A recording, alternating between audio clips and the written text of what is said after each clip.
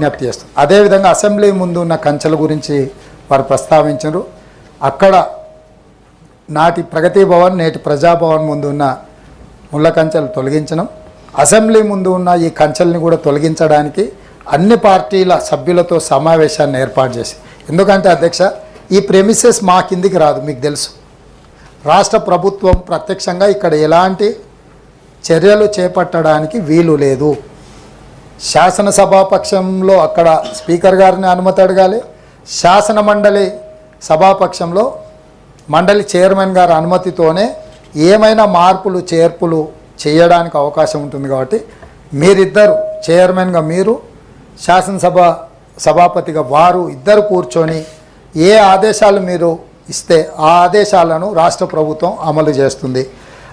మూడవది, lockup death విషయంలో మిత్రులు లేవనెత్తిండ్రు, వారికి మరి సమాచారం సంపూర్ణంగా లేనట్టుంది. ఎంబడే లాకప్ డెత్ జరిగిన మరుక్షణమే అక్కడ ఉండే ఎస్ఐను సస్పెండ్ చేసి పూర్తి స్థాయిలో విచారణకు ఆదేశించడం.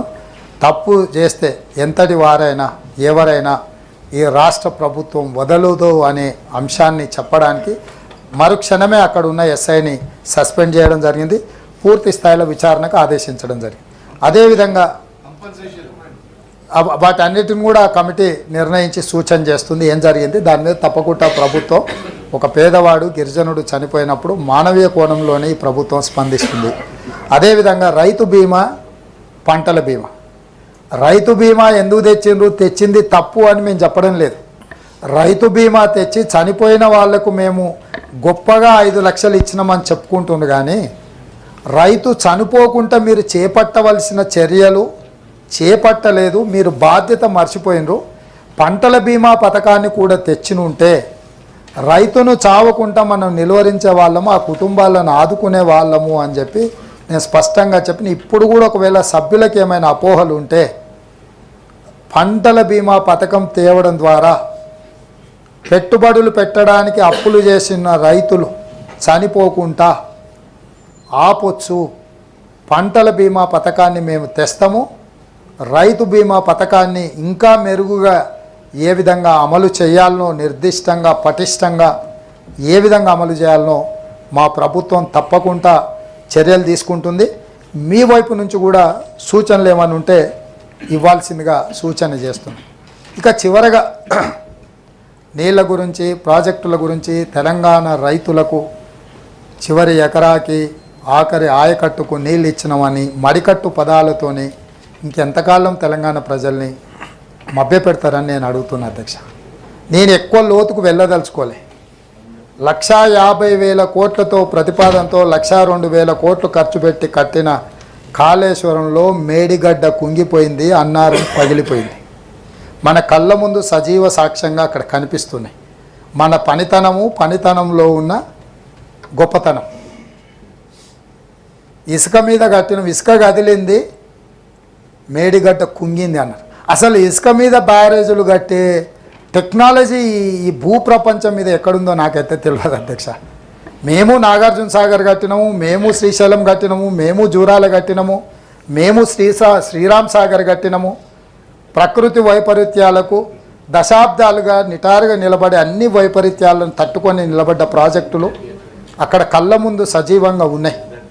కానీ 3 ఏళ్లలోనే కట్టిన మేడిగడ్డ కుంగిపోయి అన్నారం పగిలిపోయిన తర్వాత కూడా ఇంకా మేము గొప్ప ప్రాజెక్టులు కట్టినామని చెప్పుకోవడం తగ్గిస్తే బాగుంటుంది.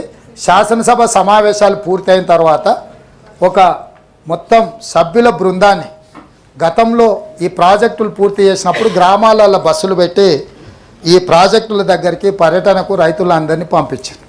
నేను మొట్టమొదట అందరి సభ్యులకు మా శాసనసభ లెజిస్లేటివ్ అఫేర్స్ మినిస్టర్ గారి ప్రాంతం అది, వారిని నేను అనుమతి అడుగుతున్నాను. ఎందుకనంటే ఆ మేడిగడ్డ వారి సొంత శాసనసభ నియోజకవర్గంలోకి వస్తుంది. మాకందరికి కూడా అక్కడ చిన్న చిన్న ఛాయ్ భోజనం లాంటి వసతులు ఏర్పాటు చేయండి. అటు అసెంబ్లీలో ఉన్న ఎమ్మెల్యేలను, ఇటు శాసనమండలిలో ఉన్న సభ్యులందరినీ కూడా అక్కడ పర్యటనకు తీసుకెళ్తాను. ఏ విధంగా అది కుంగిపోయి ఎందుకు పనికి రాకుండా అయిపోయిందో మిమ్మల్ని అందరినీ తీసుకెళ్ళి చూపిస్తాము. మీరందరి సూచనల మేరకే డెఫినెట్గా డెఫినెట్గా వారి సూచనను శ్రీమతి కల్వకుంట్ల కవిత గారు సూచన చేశారు, విచారణ చేయమని. డెఫినెట్గా వారి సూచన మేరకు ప్రతిపక్షం మంచి సూచన చేశారు. సిట్టింగ్ జడ్జి చేత విచారణ చేసి కాంట్రాక్టర్లు ఇచ్చిన వాళ్ళను, ఆ సంబంధిత శాఖ మంత్రులను, ఆ కాంట్రాక్టర్లను అందరినీ కూడా ఏ రకంగా చట్ట పరిధిలో శిక్షించాలనో డెఫినెట్గా శిక్షిస్తాం. ఈ రకంగా ముందుకొచ్చి ప్రభుత్వానికి సహకరిస్తే డెఫినెట్గా చేస్తాం. సిట్టింగ్ జడ్జి చేత విచారణ చేస్తామని మా పెద్దలు జీవన్ రెడ్డి గారు చెప్పిండ్రు. నేను కూడా వారి సూచనను కూడా పరిగణలోకి తీసుకొని డెఫినెట్గా మేడిగడ్డ విషయంలో, అన్నారం విషయంలో సిట్టింగ్ జడ్జి చేత విచారణకు ఆదేశించి విచారణ చేపడతామని ఈ విషయం చెప్తున్నా అధ్యక్ష. ప్లీజ్ రాజుగారు, రాజుగారు please please please please please please అదే కూర్చోవయ్యా.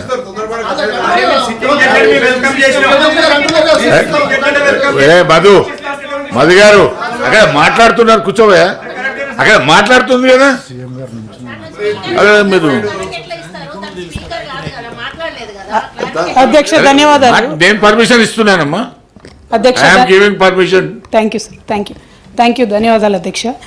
గౌరవ ముఖ్యమంత్రి వర్యులు పదే పదే చెప్పిందే చెప్తూ మేడిగడ్డలో కానీ అన్నారంలో కానీ చాలా ఘోరాలు జరిగిపోయినాయని చెప్తా ఉన్నారు అధ్యక్ష. వారి చేతిలో ప్రభుత్వం ఉన్నది. టెక్నికల్గా నిపుణులు చేయాల్సినటువంటి పని ఎమ్మెల్సీలను తీసుకుపోవడం, ఎమ్మెల్యేలను తీసుకుపోవడం అదే టూరిస్ట్ స్పాట్ కాదు కదా సార్. మేము చేసినటువంటి ప్రగతిని చూపించడానికి ఖచ్చితంగా తీసుకెళ్ళాం. ఇవాళ తప్పు జరిగితే తప్పు నిర్ధారించాల్సింది మనం కాదు, నిపుణుల ఆధ్వర్యంలో కమిటీలు వేయండి, ఖచ్చితంగా నిర్ధారించండి. ఏ పరీక్షకైనా సిద్ధంగా ఉంటాం, అందులో ఎటువంటి అనుమానం లేదు. Thank you sir. గౌరవ ముఖ్యమంత్రి గారు ప్లీజ్, ముఖ్యమంత్రి గారు చెప్తున్నారు కదా సార్. నేను అనేది ఏంటంటే ఇక్కడ ఉన్న సభ్యులకు కొన్ని అపోహలు ఉన్నాయి, కొన్ని అనుమానాలు ఉన్నాయి. నా సహచర సభ్యులకు అపోహలు, అనుమానాలు ఉండొద్దు. ఈ ప్రభుత్వము పారదర్శకంగా నిష్పక్షపాతమైన విచారణకు ఆదేశిస్తుందని నమ్మకం కలిగించడానికి మేము వాళ్ళందరిని అక్కడికి తీసుకెళ్తామని అంటున్నాము. మిగతా సభ్యులకు అవకాశాన్ని కల్పిస్తే ఆ సభ్యురాలు గారికి ఏం అభ్యంతరమో నాకైతే తెలియదు. ఒకవేళ వాళ్ళ పార్టీ విధానమే ఇదైతే వాళ్ళ పార్టీ అధ్యక్షుడు ప్రకటిస్తే ఆ పార్టీ సభ్యులు రాకపోయినా సరే మిగతా పార్టీ సభ్యులందరినీ కూడా నేను తీసుకొని వెళ్తాను. ఏ విచారణ అయినా విచారణ తర్వాత విచారణలో తేలిన అంశాల ప్రాతిపదికన కారణం ఎవ్వరని తెలిసిన తర్వాతనే భారత రాజ్యాంగంలో శిక్ష ఉంటుంది. నచ్చితే నజరానా, నచ్చకపోతే జుర్మానా విధానం ఈ ప్రభుత్వంలో ఉండదు. గతంలో ఏమన్నా అట్లాంటివి ఉన్నా ఇప్పుడు అట్లాంటివి జరగవు. కాబట్టి ఎవరు భయపడాల్సిన పని లేదు, ఆందోళనతో కుంగిపోవాల్సిన అవసరం లేదు. నిష్పక్షపాతమైన విచారణ చేసి చర్యలు తీసుకుంటాను మీ ద్వారా సభ్యులకు నేను మాటిస్తున్నాను. అదేవిధంగా పెద్దలు జీవన్ రెడ్డి గారు ఒక కీలకమైన అంశాన్ని లేవనెత్తినారు. తెలంగాణ ఉద్యమంలో ఇది కూడా ఒక ఉత్ప్రేరకము. నిజాం ప్రారంభించిన చక్కెర కర్మాగారాలు రకరకాలుగా సమస్యలను ఎదుర్కొని మూతబడి హామీలు ఇచ్చిన వాళ్ళు కూడా అది అమలు చేయకపోవడంతో ఎన్నికలలో చేదు అనుభవాలు చూసి వీటన్నిటిని చూసినాం. నా పాదయాత్ర సందర్భంగా అక్కడ రైతులను వారి నాయకత్వంలో కలిసినాము. మా ప్రభుత్వము నిజాం చక్కెర కర్మాగారాలను తిరిగి ప్రారంభించడానికి కట్టుబడి ఉన్నది. ఈ విషయంలో ఎలాంటి సమస్యలు అడ్డంకులు రాకుండా ఉండడానికి డెఫినెట్గా ఆఫీసర్స్ కమిటీ, అదేవిధంగా మినిస్టర్స్తో కూడుకున్న ఒక కమిటీని వేసి వాళ్ళ నుంచి నివేదిక తెప్పించి ఆ నివేదిక ద్వారా వారు ఇచ్చిన సూచనల మేరకు తప్పకుండా తిరిగి ప్రారంభిస్తాము. ఇది మా ప్రభుత్వం యొక్క గ్యారంటీ. గతంలో ఇచ్చినాం, ఇప్పుడు కూడా ఆ గ్యారంటీకి కట్టుబడి ఉన్నాం. మేనిఫెస్టోలో కూడా మేము స్పష్టంగా చెప్పినాం.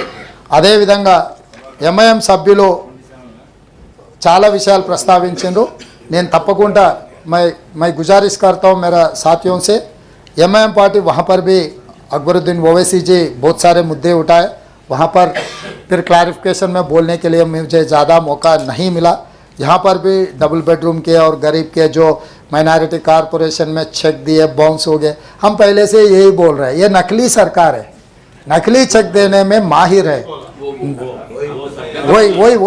वही सरकार मैं बोल रहा हूँ. जो सरकार भाई चेक कौन दिए? नहीं आप लोग समझ रहे नहीं. चेक किसने दिए? जो नकली चेक किसने दिया? हम थोड़ी दिए। मैं इसीलिए बार बार झूठे वादा करने वालों को ज़्यादा भरोसा मत करो, ऐसा दोस्ती गलत है बोल के मेरा साथियों को बार बार मैं गुजारिश किए। अभी नतीजा आप आंखों के सामने दिख रहा है। आप दोस्त समझकर गले मिलाया, वो नकली चेक दे के आपको धोखा दिए। इसीलिए मेरा माइनॉरिटी भाइयों से एक ही गुजारिश है, 4% रिजर्वेशन माइनॉरिटी वेलफेयर के लिए हम लोग दिए, माइनॉरिटी कॉरपोरेशन हम ही ने बनाए। आगे भी जो चेक्स आपको मिले बाउंस हो गए बराबर ज़रूर वो पूरा डिटेल मैं ले लेता हूँ। मेरा पेशी में भी एक माइनॉरिटी वेलफेयर को देखने के लिए एक आईपीएस सीनियर आईपीएस ऑफिसर को हमारा पेशी में हम ले लिए। आपको जो भी मुद्दा है अभी नहीं, कभी भी ज़रूरत पड़े तो 10 to 7 बजे तक, 10 बजे से लेकर 7 बजे तक वो दफ्तर में बैठेगा। आप लोग जो भी आम जनता के लिए, गरीब लोगों के लिए जो भी मुद्दा उठाए, यहाँ सरकार गरीब लोगों के लिए काम करने के हम तैयार है। अब जो भी लाए हम पूरा, अब जो मुद्दे उठाए जो डबल बेडरूम के बाकी के चीज़ों में हम वेलकम कर रहे हैं। और ये ड्रग्स के बारे में आप जो खुल के हमको मदद दिए, मैं भी धन्यवाद देना चाहता हूँ, क्योंकि ऐसे कामों में ये सब सारे राजनीति के बारे में ये चर्चा करने का समय नहीं है। आप लोग जो खुल के आप आगे आए, हम भी आपके साथ लेकर, क्योंकि ये एरेडिकेट करना बोले तो हैदराबाद शहर में ज़्यादा से ज़्यादा केसेस यहाँ ही हो रहे हैं। हैदराबाद शहर में जितने सारे इलेक्टेड रिप्रेजेंटेटिव है सबके साथ लेकर मैं आगे चलना है। आपका भी मदद मैं ज़रूरी लेता हूँ। मेरे ऑफिसरों को भी मैं बोल देता हूँ कि आपसे अगर कुछ भी मदद ज़रूर पड़े, कोई बंदा उधर के इधर के कहीं के रहा तो, आप लोगों का जान पहचान कभी रहा तो पुलिस हवाला करने के लिए आपका भी हम मदद ले लेंगे। बोलते सर, अभी बहुत सारे हैं। अभी क्लैरिफिकेशन के बारे में जो वो मुद्दा उठाए वो बात करेंगे।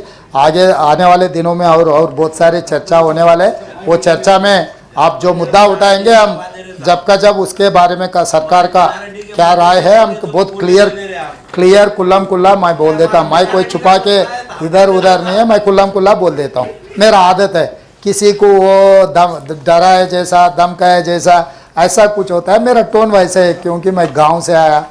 गांव के जो आदमी जो बोलने का ढंग रहता है, मैं किसान का बेटा हूँ, तो इसीलिए मेरा ढंग ऐसा है कि मैं अमेरिका में जाके इंग्लिश में नहीं पढ़ा। मैं तेलुगु मीडियम में सरकार स्कूल में छोटे गांव में पढ़ के इतने दूर आए। मैं नलामला फॉरेस्ट से ISO जंगल से ISO एक स्टूडेंट हूँ, एक किसान का बेटा हूँ। इसीलिए मेरा जो सोच है, जो दिमाग में दिल में है, वही बात मैं दिखाता हूँ। किसी को जो गुनहगार है उनको डर लगना है। जो ज़रूर उसके बारे में वक्फ बोर्ड लैंड के भी हम लोग जो आपके कंप्लेंट्स जो स्पेसिफिक केसेस हम जो देंगे, हम एग्जामिन कर दे के जो करना है कार्रवाई करना है हम लोग कर देंगे। अदे विधंगा నర్సిరెడ్డి గారు కూడా స్కూల్ సర్వీసెస్ మ్యాటర్ మీద, CPS మీద, జీతాలు మొదటి తారీఖు చాలా విషయాలు ప్రస్తావించారు. ఒకేసారిగా అన్ని సమస్యలు పరిష్కరించే దాని మీద మాట్లాడినారు. డెఫినెట్గా ఓపెన్ మైండ్తో ఉన్నాం. CPSని రివైవ్ చేయడం కానీ 317 జీవోల విషయంలో కానీ ఈ ప్రభుత్వం మీ అందరితో చర్చలు గతంలో ఏ విధంగా అయితే టీచర్ సంఘాలకు సంబంధించి ముఖ్యమంత్రులే వాళ్ళతో కూర్చొని చర్చించి మీరు లేవనెత్తిన అంశాలను పరిష్కరించే విధానం ఉందో తిరిగి పునరుద్ధరిస్తాం. ఎమ్మెల్సీలతో పాటు టీచర్ల సంఘాల వాళ్ళు చాలామంది ఉన్నారు. ఆ విషయాలన్నిటి కూడా వాళ్ళతో ప్రత్యేకంగా సమావేశం ఏర్పాటు చేస్తాం. శాసనసభ సమావేశాలు ముగిసిన వెంటనే ఈ విద్యా విధానంలో ఉపాధ్యాయుల మధ్యలో ఉన్న సమస్యల్ని వాళ్ళు ఏమేమి ఎదుర్కొంటున్నారో వాళ్ళతోనే అవసరమైతే ఒక 4 గంటలు కూర్చొని అధికారులను కూడా నిర్ణయాలు చేసే అధికారులను, చీఫ్ సెక్రటరీతో సహా మిగతా అధికారులందరినీ కూడా పిలిచి మీతోని సమావేశాన్ని ఏర్పాటు చేస్తాం. మీరు లేవనెత్తిన అంశాలు అందులో ప్రభుత్వం పరిష్కరించగలిగిన వాటిని అన్నిటిని కూడా అక్రాస్ ద టేబుల్ వాటిని పరిష్కరిస్తాం. అదేవిధంగా శంబీపూర్ రాజు గారు వికలాంగుల విషయము అన్నారు. వికలాంగులది ఆల్రెడీ అవకాశం ఉన్నది. ఇంకా ప్రత్యేకంగా వికలాంగులకు ఏమైనా ప్రత్యేకమైన వసతులు ఏర్పాటు చేయాలన్నా కూడా ఈ ప్రభుత్వము ముందుకు వస్తుంది. ఇక అదేవిధంగా పబ్బులు, బార్లు మనం ఎంత తక్కువ మాట్లాడుకుంటే అంత మంచిది. ఎందుకంటే గత ప్రభుత్వం ఇచ్చిన అనుమతులు వాళ్ళు పెట్టిన పాపాల పుట్టనే మా నెత్తి మీద పెట్టారు. డెఫినెట్గా ఆల్రెడీ బార్లు పబ్బుల మీద ఆదేశాలు ఇవ్వడం జరిగింది. వాటి మీద ఏ రకంగా చర్యలు తీసుకోవాలనో చట్ట పరిధిలో డెఫినెట్గా వాటి మీద కూడా చర్యలు తీసుకుంటాం. అదేవిధంగా ఏవిఎన్ రెడ్డి గారు 317 జీవోకి సంబంధించి స్పౌస్ కేసెస్ గురించి వివిధ అంశాలు లేవనెత్తారు. డెఫినెట్గా ఈ జీవో వాళ్ళందరి సమస్యలు పరిష్కరించడానికి మా ప్రభుత్వం కట్టుబడి ఉన్నది. వాటన్నిటిని కూడా పరిష్కరిస్తాం. ఈచ్ ఇండివిజువల్ కేసెస్ ఏమున్నా కూడా వాటన్నిటిని కూడా మా దృష్టికి తీసుకురావాల్సిందిగా కోరుతున్నాం. బ్రేక్ఫాస్ట్కు సంబంధించి కూడా లాంఛనంగా సేమ్ ఇది కూడా అదే కేసు, నకిలీ కేసు. ఒక రోజు కోసం అట్లా ఫోటో ఫినిషింగ్ కోసం చేసిండ్రు, తర్వాత ఎక్కడ చేయలేదు. భవిష్యత్తులో మధ్యాహ్న భోజన పథకాన్ని అమలు చేసే దాంట్లో కూడా వాళ్ళకు వాళ్ళ జీతభత్యాలు కానీ వాళ్ళ ఖర్చులు కానీ ఏమి ఇవ్వకుండా మధ్యాహ్న భోజన పథకం కూడా లోపభూయిష్టంగా ఉన్నది. వాటిని ఈ బ్రేక్ఫాస్ట్కు సంబంధించిన అంశాలను కూడా శాసన పరిషత్తు పాత అసెంబ్లీ భవనాల్లోకి మార్చాలనేటువంటి నిర్ణయం గతంలోనే కూడా ఒకసారి మనం తీర్మానం కూడా చేసినాము. కాబట్టి మనందరి యొక్క ఆమోదంతోనే వచ్చే బడ్జెట్ సమావేశాల లోపల అక్కడ మార్చడానికి అటు శాసనసభాపతి నన్ను, ఎల్ఏ మినిస్టర్ శ్రీధర్ బాబు గారిని, R&B మినిస్టర్ గారిని కూడా కూర్చొని దానికి కావాల్సినటువంటి రిపేర్లు అవన్నిటికీ కావాల్సిన డబ్బులు వెంటనే విడుదల చేయడానికి కూడా వారు ఆదేశించినారు. వారికి ప్రత్యేకంగా ఈ సభ తరఫున ధన్యవాదాలు తెలియజేస్తున్నాను. There are 3 amendments moved by the Srimati Kalvakuntla Kavita garu to the motion of thanks and governor address. They are before the house. వారికి నేను రిక్వెస్ట్ చేస్తే వారు విత్డ్రా చేసుకుంటా అని చెప్పారు. సార్ అది ఎందుకంటే ప్రజాస్వామ్యయుతంగా ఎన్నికైనటువంటి క్రితం ప్రభుత్వాలను చాలా దారుణాతిదారుణమైనటువంటి రీతిలో గవర్నర్ గారి అడ్రస్లో పొందుపరచడం జరిగింది సార్. ఆ పదాలను డెఫినెట్గా అన్పార్లమెంటరీగా ఉన్నాయి, వాటిని తొలగించాలని చెప్పి I want to press the amendment sir unless the government comes forward to request.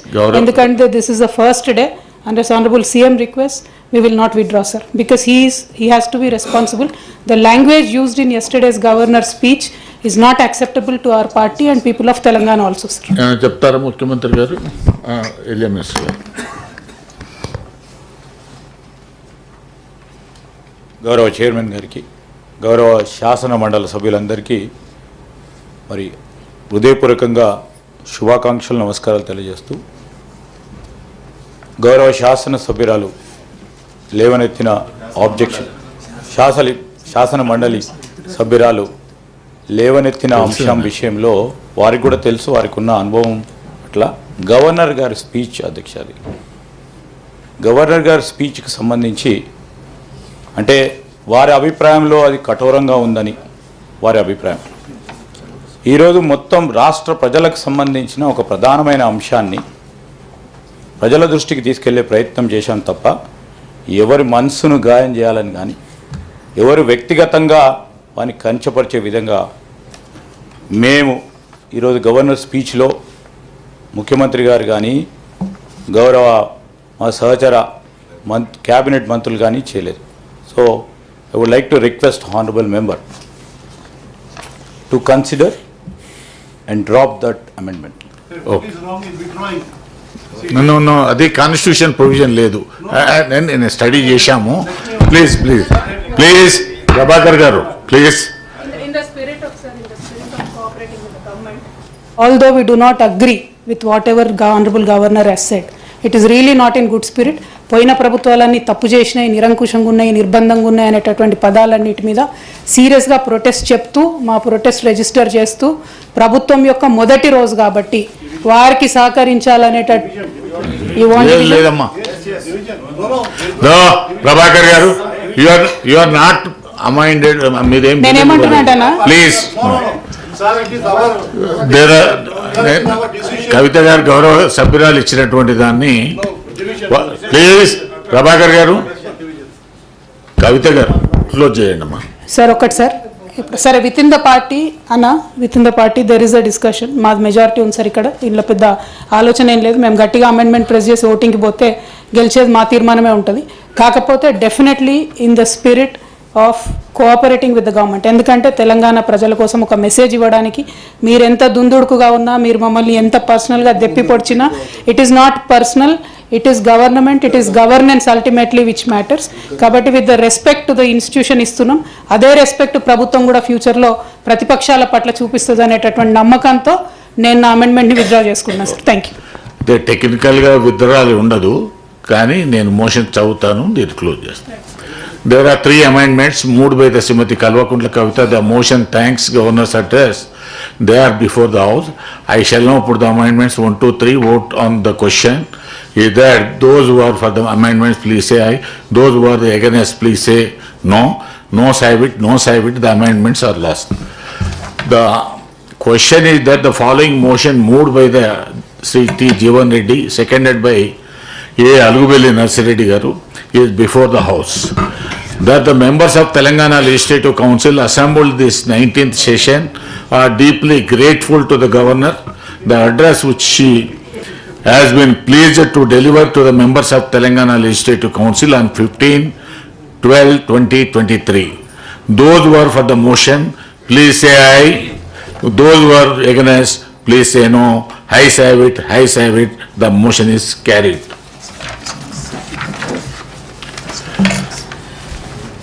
Statistics of the council. Number of days for which the council is sat, 1. Number of hours to which the council worked, 7 hours. No speeches made by the members, 12. Number of speeches made by the members, 12. With the consent of the house is adjourned sine die.